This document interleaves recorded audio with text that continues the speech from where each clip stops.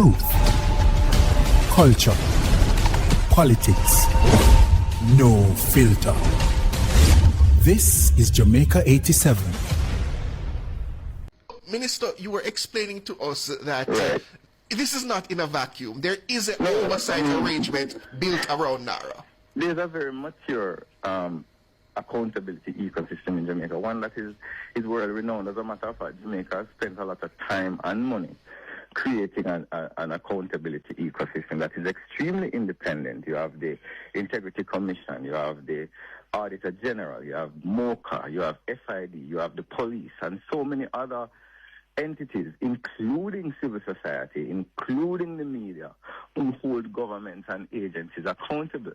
And governments do not function in secret or in a vacuum.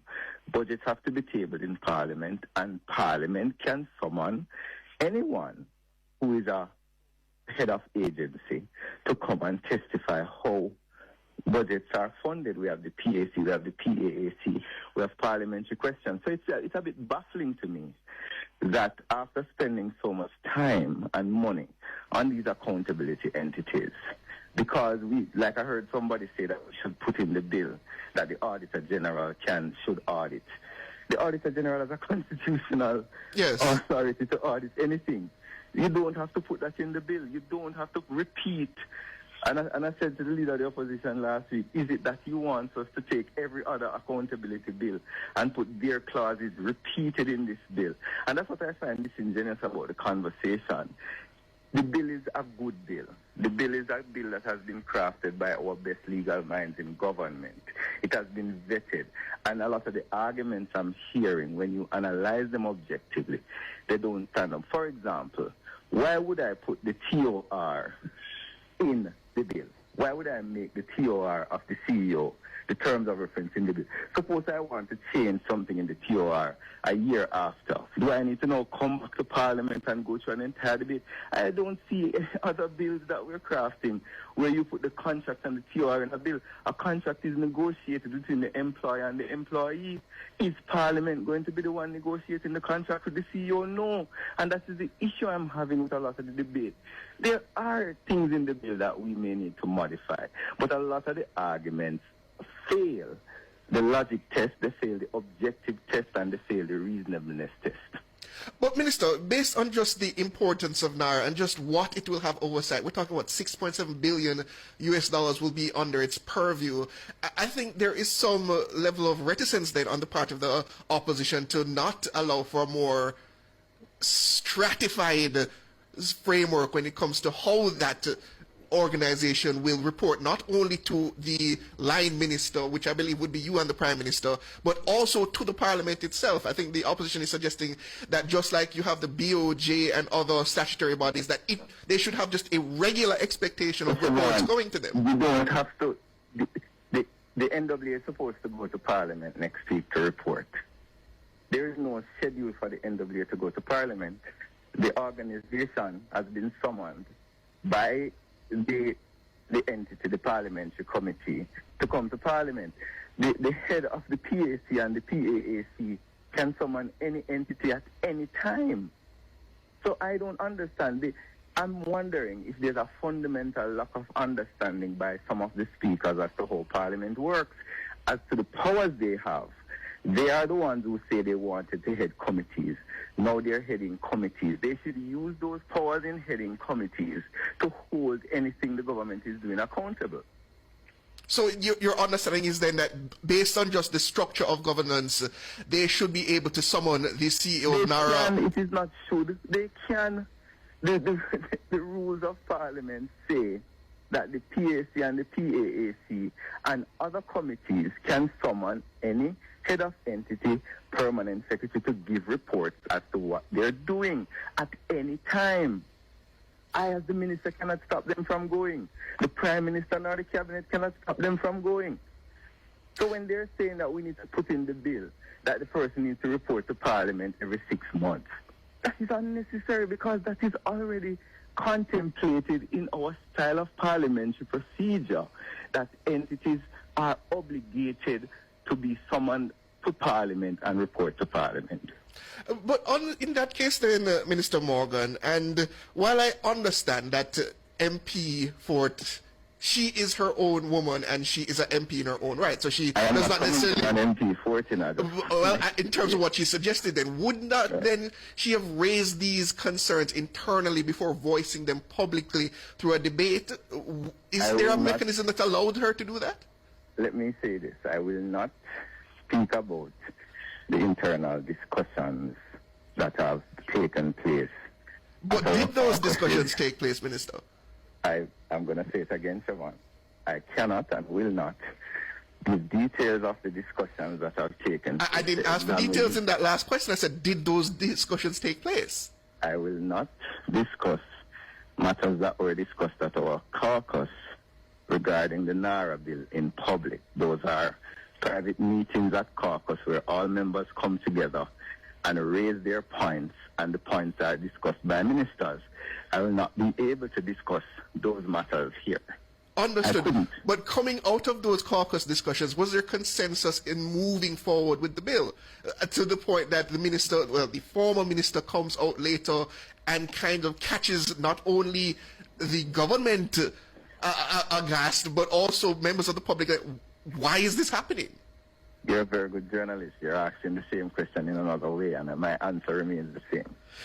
Let me put a more direct question. Is there a rift between Malahoo Fort and the wider JLP in terms of going forward? I don't know about that. I have not seen any evidence of that.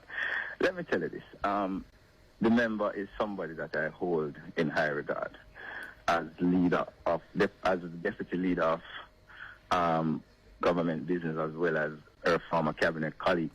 She has always presented arguments to the benefit of the legislative process. I am not one of those persons who's going to come on the radio and chastise a member for offering opinions as to how to make a bill better. That is not something that we do as a government. That is not something we do as a party. The purpose of Parliament is to allow members to analyze legislation, to make legislation better for the good running of the country. And I think that is the most important thing we have to remember, that the debate in Parliament is to make the NARRA bill better for the benefit of the people of Jamaica. Very diplomatically put, Minister Morgan. But in that vein then, Minister, and I don't want to belabor this point, going forward, you expect that the bill will come to its conclusion in the House of Representatives next week? So the parliamentary process the bill is tabled. There's an opening of the debate. There are other members who contribute. Then there is the closing of the debate. Then we go to committee where amendments may be taken. And after that, we vote on the clauses. And then we pass the bill. I am very confident that based on the quality of the bill, based on the importance of the bill, and really, you know, one of the things that we're missing from the argument is that this is an extraordinary period that Jamaica is in. We still have not recovered from Melissa. Yes, the government has done very well. Minister Vaz, others have done very well in trying to bring some sense of normalcy. The Prime Minister has really worked hard, the Minister of Finance, in trying to bring some sense of normalcy. But there are still fundamental issues that we have not tackled that were either caused or exacerbated by Melissa. Yes. We cannot be legislating normally in abnormal times. The country demands that the government takes control of the development approach and ensure that their lives are improved, and as a matter of fact, ensure that their lives are better than it was before Melissa. And I think the challenge we're having is that the same methods that we used in normal times, methods that in many cases were not giving us the results in normal times. People are asking us to apply those same methods to a post-Melissa recovery regime. It cannot happen, and the government is not going to allow that sort of approach to take place, because we have an ultimate objective and responsibility to ensure that the country is built back better for the benefit of the people. And Minister, I appreciate that very much so. There's a need for expedience, but I understand that to some extent you're taking lessons learned from your recent trip to Lima, Peru, where they had a similar concern over the need to get things done, but they end up kind of stuck in the mire, so to speak. They were stuck in the same argument we are in now, where the politics became an impediment to the development, and they spent 3 years arguing about how to rebuild. And it was after 3 years, when the crisis got so acute, that they decided to form something similar to what we have in Deir Onion. So the lesson is very clear, you know. And international people are looking at us and wondering, what are we doing? Because other countries have had this experience where we come with the legislation to do what is international best practice, and it gets mad in political arguments, and governments become timid in making the strong and sensible decisions and end up 4 years, 5 years down the line. Peru was able to move building hospitals from 7 years to 2.5. So on that analysis, Minister, then there is no expectation, there's not even a point of argument to say that you will send this to a joint select committee. No, that's a 2-year process. And that's exactly what we're talking about. In order for you to have a joint select committee, you have to announce the committee, you have to advertise, you have to give people time to see the advertisement. Then they have to make submissions. Then those submissions have to be collated. Then they have to be invited to come. Let's say 100 people make submissions. You have to give a listening ear to all 100 people. Then there may be a situation where you have to call back people. There may be people who say we need more time, which has happened in the past. And that's what I'm saying. We cannot act as if we're in normal times. Understood. That's Minister with Responsibility for Works, Robert Morgan. Minister, I wish you all the best in terms of